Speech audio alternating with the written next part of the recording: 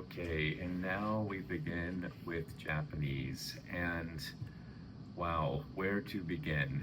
This is a very different and distinct language. So, specifically though, if we're going to start to name some of the differences beyond, again,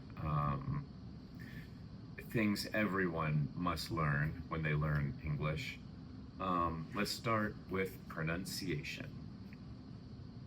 Certain consonant sounds don't appear. The L, the R, these are important. If we have words like light or right, they're very distinctive, they're very different, and we need to know how to pronounce those different sounds. These sounds don't appear distinguishable in Japanese. There are, again, this is true for many languages, but also Japanese, consonant groups. We call them consonant clusters. TH sounds, or groups of consonants together. STR is a very common combination, and that's not really present where Japanese normally has a vowel consonant pattern.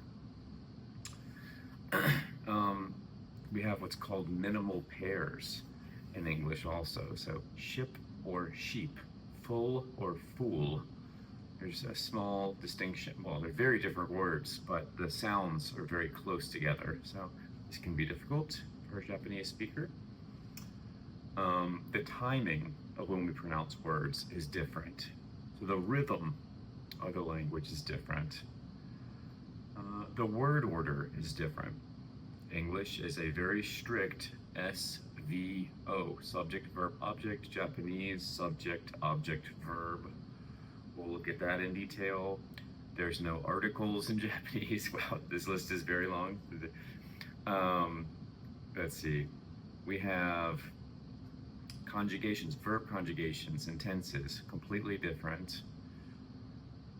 Plurality is different in English. We typically add an S. That's not the case in Japanese. We can talk about pitch and intonation. Again, sort of the rhythm of the language is different. That can make listening difficult. There's many.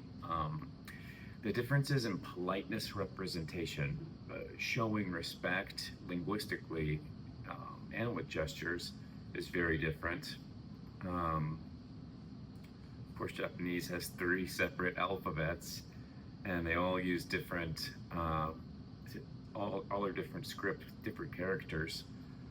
The English alphabet is completely different. Also, a cultural but linguistic difference is the directness versus indirectness. We'll talk about how English shows politeness through indirect speech sometimes. And then we've got all kinds of idiomatic expressions that are very different and not represented.